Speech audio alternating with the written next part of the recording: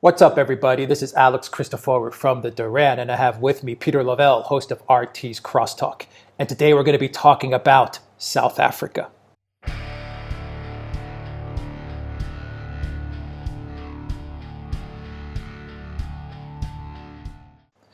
right, Peter.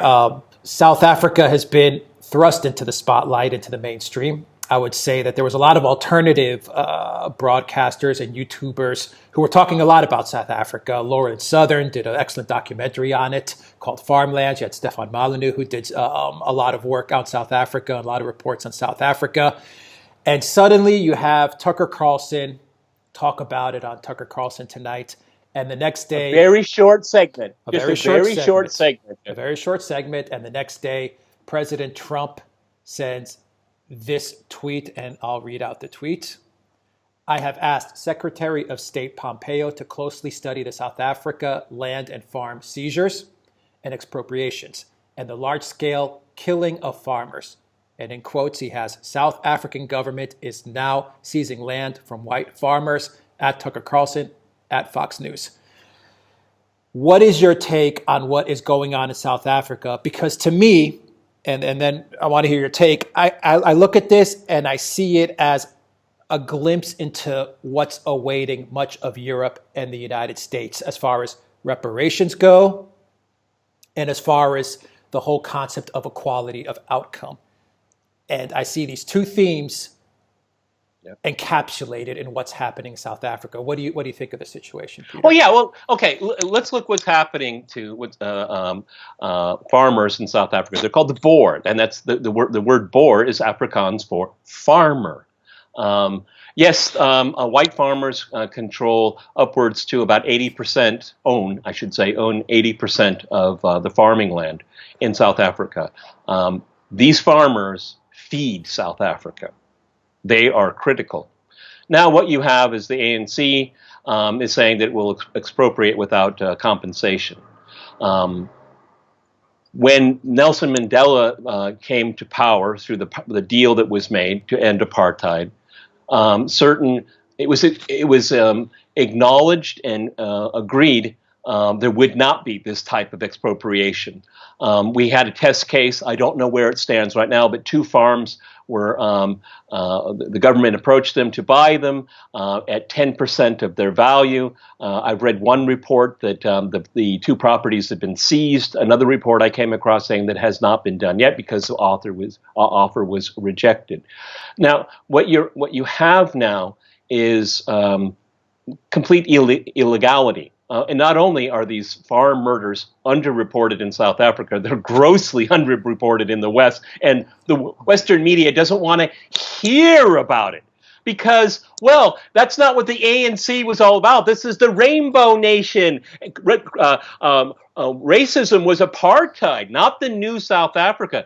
After Trump tweeted that, the South African government called in the American ambassador to South Africa to explain himself. See, this is the one good thing we got going for it. The South African government is terrified of bad publicity, okay? So this is a message to the South African government. Get scared, because we're going to stay with this topic. Now, what is the argument the ANC made? I mean, let's remember, the ANC is a communist organization. That is their origins. The Soviet Union trained them, funded them, gave them an ideology. So what is happening here is that during the Mandela period, they put on a mask for the West to be good liberals with Western values, racial equality, rule of law, all of that. Well, that is a sham right now. It's a sham.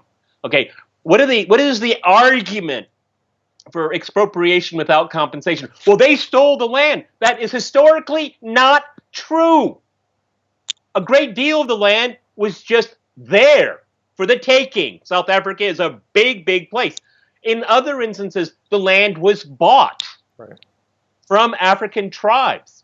In some instances, and this is a minority experience, it was taken by force. And from what I have understood, some of those lands that were taken by force were actually adjudicated back to the original owner. So let's focus on the forced seizure of land. Well, how did the African tribes of South Africa get the land, Alex? Through use of force. So you cannot blame these settlers. Some of these settlers own farms in existence before the United States was even a country. Before the United States was a country, you have families farming this land. Right. This land is difficult to farm. There's not much water. Yeah. There's a lot, and it's capital intensive. Now, what's going on? Seizure without compensation. What are the implications of this? And we'll get to the equality of outcome issue in a second. What are the implications of this policy? Number one, the farmers will not do not want to sell their lands for a pittance. Okay, and farming, because it's capital intensive in South Africa, you have to take out a lot of bank loans. So a lot of these farmers are indebted. To what degree or another is a different question, but they are in debt to these banks. Okay, so who's going to want to buy these farms even if they wanted to sell at a price? Because then the government can still take it away from you. So now these farmers have a hard time. They don't want to sell it for a pittance, but they can't sell it for its own value because a new owner will be afraid. And some of these are black farmers too. That doesn't get a lot of airtime, even in this general story here. They're afraid of their property rights too. So what happens here is that if the land is just taken away, which it will be, I don't see any backtracking on this. There'll be more murders of farmers that won't get much media time. And then what you're going to do is you're going to have a crisis of agriculture, a big one. Then you're going to have an outflux of white South Africans. Russia has already made an offer. I think Australia has also. Australia, yeah. And what's going to happen to this part of the banking sector? It's going to go belly up. That'll go ripple effect all through the economy. Now, who's going to farm these lands? From what I understand, from the research I have done, young black South Africans, those that are studying in a university or some kind of higher education school, about 3% of them are studying anything related to agriculture. Do they want to take over these farms? They want to live in the cities. So what's going to happen to these farms? What's going to happen to the agricultural sector to South Africa?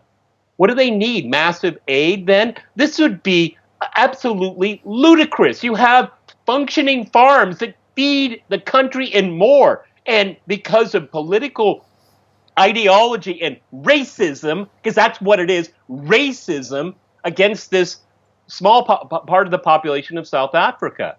And this follows this ideology that you must have absolute control, look for someone that is to blame for the amazing problems of South Africa, very high crime rate, very high murder rate. The economy is in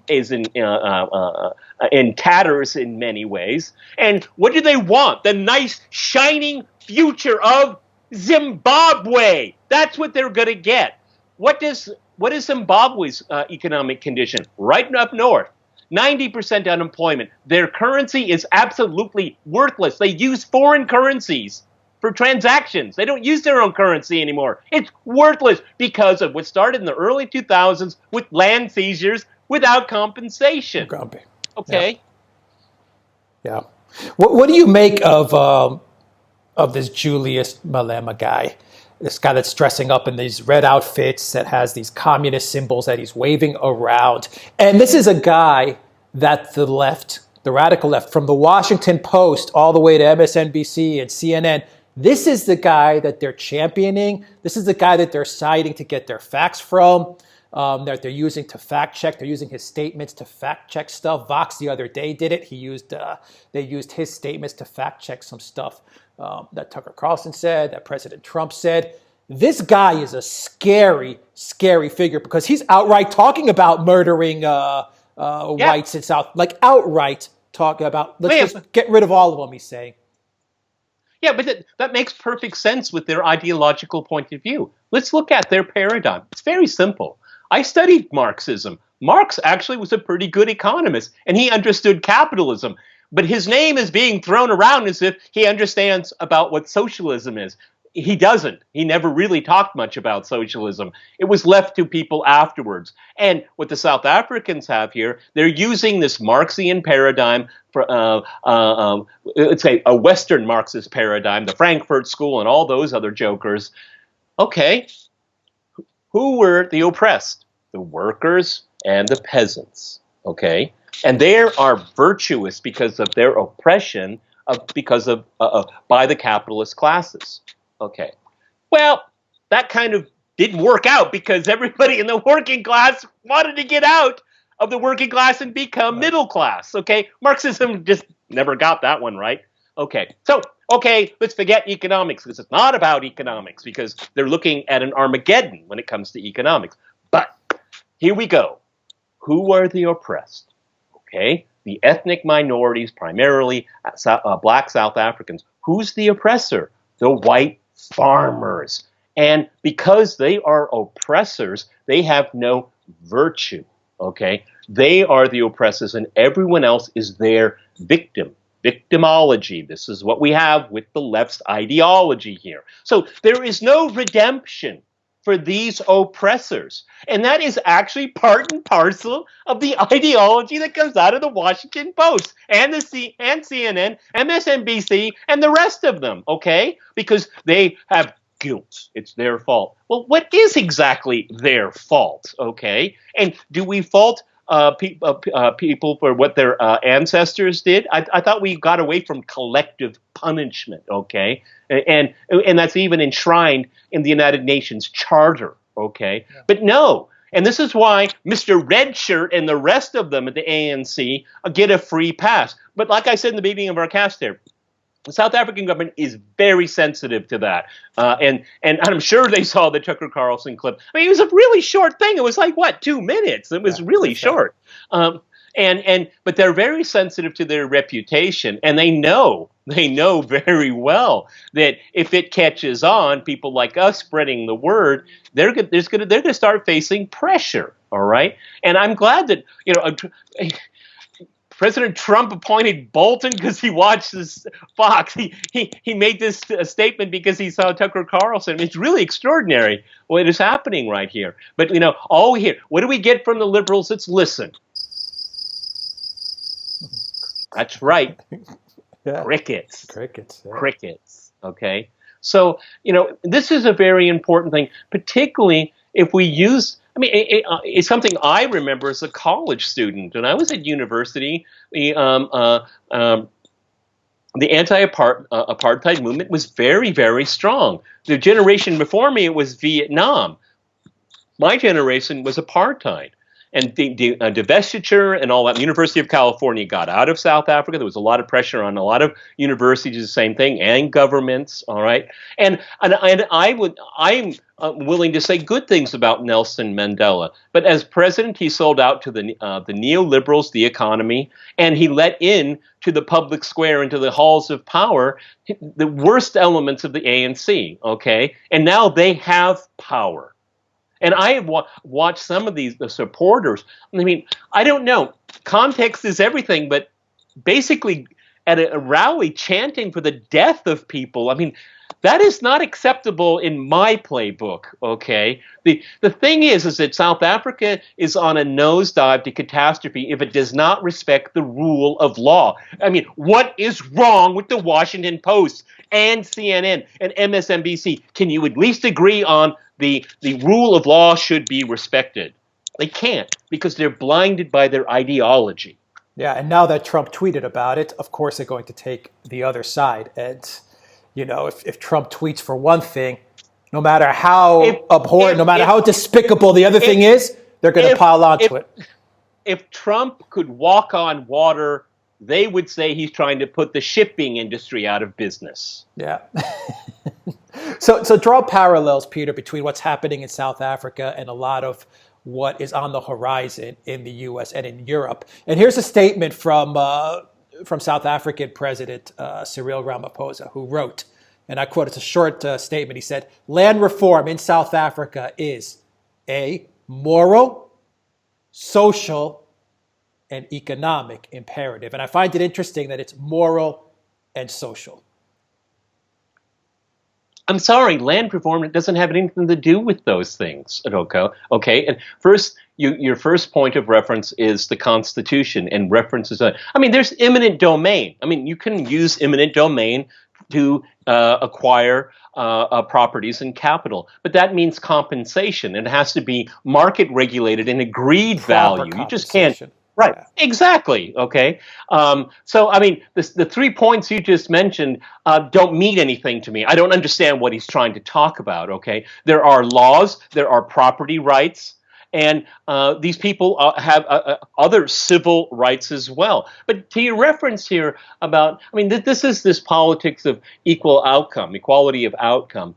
And we see it on steroids in South Africa, and they're given a pass by the liberal media because of their support of the anti-apartheid movement for Mandela, but they don't want to be held responsible for the legacy of all of that, and that's what makes them cowards. Okay, and they are cowards here. But again, it's going back to this victimology paradigm, is that people are identified as being oppressors, and the oppressors must be oppressed for the good, the moral good of others. Okay, it doesn't. First of all, it's not moral. It doesn't, and economically, it's a disaster. All right, and so, but what was happening is that they continue down this path of identity politics. And South Africa is just a perfect example of it. I mean, literally black and white. And this is why the West has a hard time grappling with what's going on in South Africa, because it does fit into their identity politics paradigm. And in a way, it may not justify murder, but it justifies not talking about these unfortunate incidences of the trajectory of the post-apartheid South Africa. And that fits in with the liberals' ideology nice and fine. Why should you have sympathy for them? Of course, all these people have no idea what they're talking about. They have no idea the condition of the South African economy. They don't know who these Boers are, like I pointed out, and these farmers. And what about their rights? Do they have any rights at all? Apparently not. And that is the poverty of liberalism today. You make exceptions, okay? They don't matter in the scheme of things. That sounds like Mao, doesn't it? That sounds like Pol Pot, doesn't it? It does. Is this what's awaiting us in the West? Well, if we don't start reversing it, of course, I think this is the same kind of trajectory. I mean, you have the Sarah Jong over at the New York Times. Yeah, I mean, she understands the South African leadership really well. Okay, because she's a racist, and so are these leaders. They don't want to, it depending. I mean, in some instances, I mean, some of the stuff that I've seen on YouTube, they're pretty open about their racism. Yeah, white privilege, toxic masculinity, mansplaining. A lot of the stuff that you hear is not so far removed from what this Julius Malema is going out and preaching. Yeah, and the interesting thing is that at the end of the day, this whole ideological approach doesn't benefit the majority in the West, okay? And it's asking everyone to concede, to work against their own best interests. South Africa, this will probably take place, this annihilation of these farmers. I mean, from what I understand, the police sometimes show up, sometimes don't show up, sometimes do look for the perpetrators of these really heinous murders. I mean, really, look at some of the details. It's just stunning. I mean, it's not going in there, robbing the place and shooting people and leaving. No, these guys, in some cases, bring their lunch because they're enjoying torturing families, including children. It's really, it can give you nightmares thinking about it, okay? And the silence of it all. I mean, again, they don't want to disrupt this rainbow nation, because that's what the West wants. That's what they want to see for the world, okay? And what the rainbow nation is turning into a nightmare for minorities in South Africa. As something the leftists can't admit. But they're not going to change their behavior because their ideology blinds them. Do you think that Trump is going to do something? And if he does do something, what practically speaking, now getting back to policy, what can the U.S. do, or what could Trump do? It's really interesting. If you look before before and after Trump's tweet, his own State Department, the spokesperson, she really poured cold water on it. I mean, it's all this gobbledygook, we support civil society and whatever, all these buzzwords. And that's his State Department. Okay, so it's a good question you ask. Is he going to be monitoring it? Are we going to have courageous people like Tucker keep his eye on it? I hope he does, because he's the only one in the mainstream that I've noticed that's talked about it recently. So, I mean, Trump has a lot of power. I mean, he likes to sanction people. I mean, he can get into the sanction game there. So, I mean, he does have the power to do that. I think President Trump is being very courageous here, okay, because it's something that nobody wants to talk about. Just don't ignore it. Don't pay attention. Move on. So, but yes, I mean, Trump can. I mean, if this gets to be a bee in his bonnet, he can be a nightmare for the South African government. And I think that, and if he starts pushing down this, then the media is going to have to react, and then we're going to have the black conservatives come out, and it's just going to be another snafu, okay? Because black conservatives and other conservatives say, where's the rule of law, okay? And this is racism. So, I mean, Trump could open up a can of worms here if he pushes it, okay? But we both know that he's got an enormous amount on his plate right now.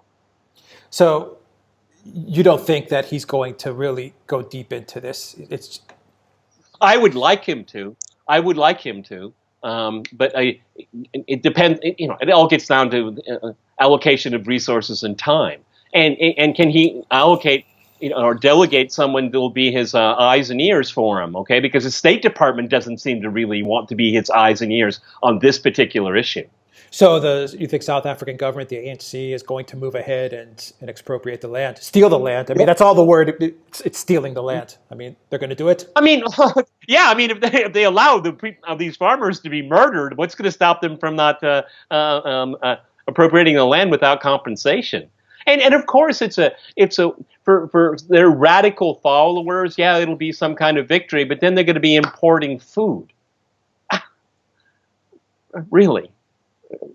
And then the banking crisis I'd like to, I was in banking, okay? You don't need the agricultural sector of the banking sector in trouble for a country that is an agricultural country. It's really bad news, okay? And that's going to be and the effects of that.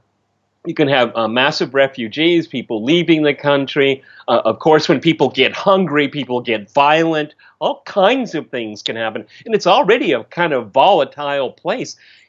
And the backdrop is that a number of public opinion polls in South Africa recently show that the country is remarkably not racist. Blacks are not racist. Whites are not racist.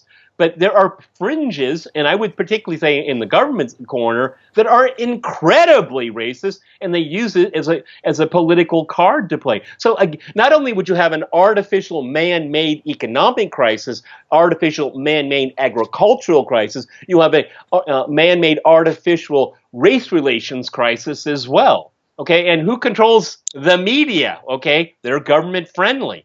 So, I mean, this is a recipe for a catastrophe that does not have to happen. There needs to be a conversation if there's going to be a imminent domain issue, because I would prefer to put it that way because it's under the framework of the rule of law.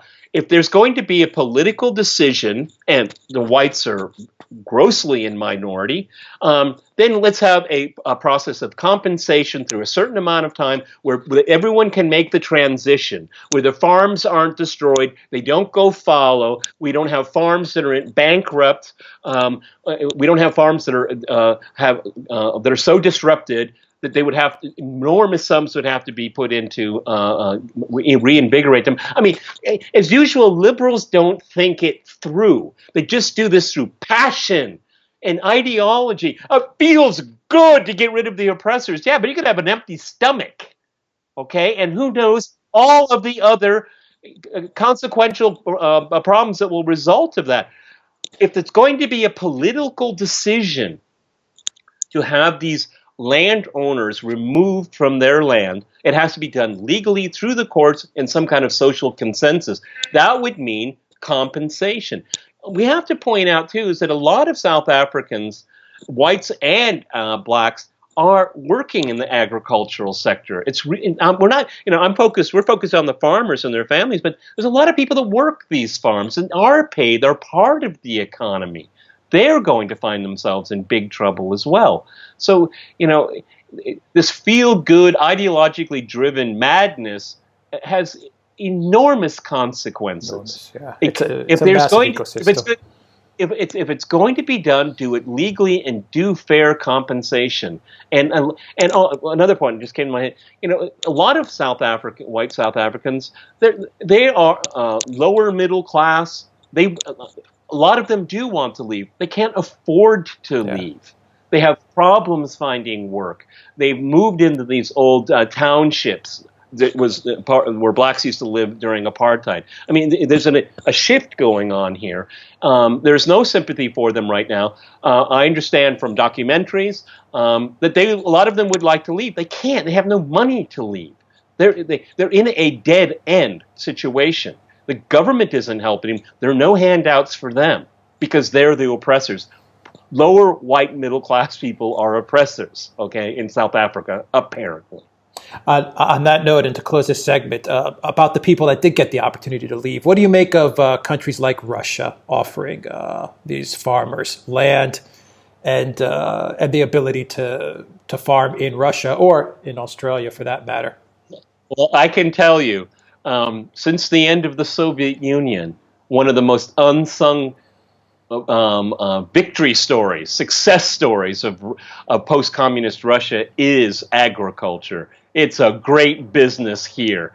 30, 40, maybe less years from now, we all talk about nuclear powers and nuclear posture.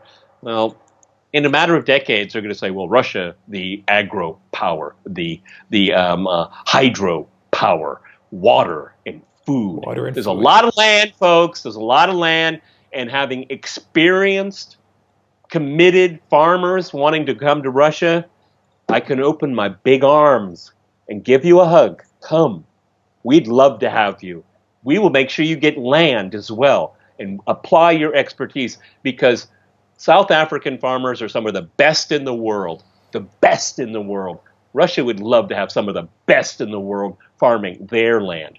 Come to Russia, please. And I hope the Australians will do it as well. The South African government got really ticked off by the invitation by Australia. Ticked off by it, okay? It shows it's really sensitive. That's why we need to press this issue, because they are media sensitive about this, okay? And we're going to have to make sure that all the liberal media turn red in the face with embarrassment, because they're hiding this heinous events that are happening in South Africa, a country that they coveted during the 1990s and 1980s and Mandela and all of that. Okay, fine. Live up to your moral code.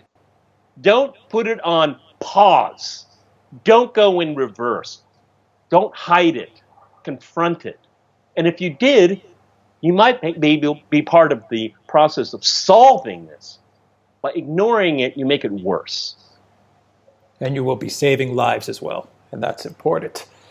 Peter Lavelle, host of RT's CrossTalk, thank you very much for a great discussion on what's unfolding in South Africa.